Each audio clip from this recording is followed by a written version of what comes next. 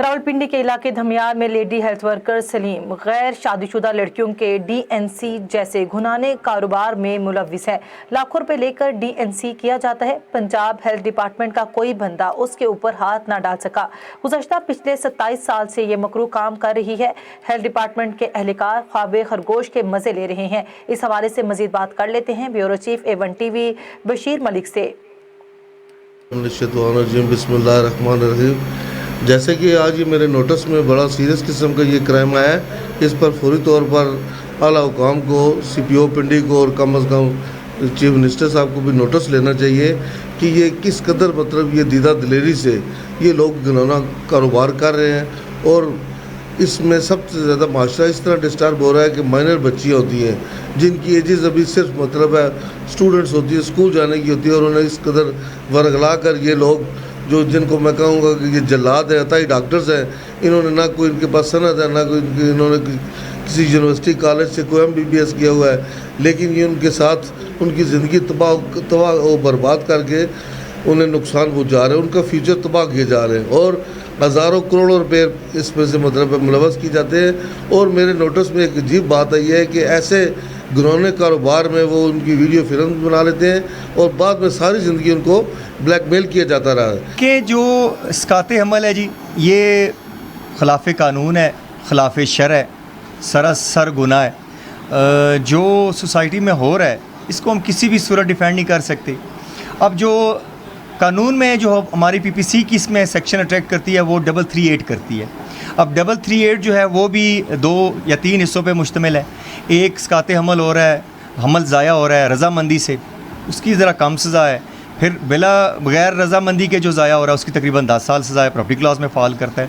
Society में ये गुनाह हो रहा है जो कि सरासर, मैं तो कहूँगा सरासर जो है ये खिलाफ शरअ और खिलाफ कानून है। पीढ़ी में एक घिनौना कारोबार इस वक्त काफ़ी अरूज पर है। इसी तरह यहाँ की रावलपिंडी की लेडी हेल्थ वर्कर जो कि यहाँ पे तैनात है कमेटी चौक पे, तो उसका घर जो है धमियाल में है। वो धमियाल में अपने घर के अंदर गैर कानूनी हॉस्पिटल बनाया हुआ है और यहाँ DNC करती है गैर शादीशुदा औरतों के। इस वक्त जो है यहाँ सीनियर वकील हमारे साथ मौजूद है कोर्ट के, मज़ीद अब बात करते हैं उनसे इस हवाले से। जी अस्सलाम वालेकुम सर, आप क्या कहना चाहते हैं? वालेकुम सलाम जी। मलिक साहब, आपकी जैसे टीम से हमें मालूम हुआ है कि ये जो सलीम बीबी है ये लेडी हेल्थ वर्कर है और ये जो है अनमैरिड गर्ल्स का जो लड़कियाँ हैं उनके जो बच्चों का मिसकैरेज वगैरह, और ये क्रिमिनल ऑफेंस भी इसकाते हमल भी इसको बोलते हैं। और मैं इसकी पुरजोर मजम्मत करता हूँ। मैं समझता हूँ कि मुतलका डिपार्टमेंट के जो हेल्थ डिपार्टमेंट के ऑफिसर हैं उनको इस हवाले से प्रॉपर मैटर को इन्वेस्टिगेट करना चाहिए और इसके हक़ाइक़ वसल को जो है वो आवाम के सामने लाना चाहिए और इसको पेनलाइज़ करना चाहिए इसके लिए, इसके गलत अमल के लिए।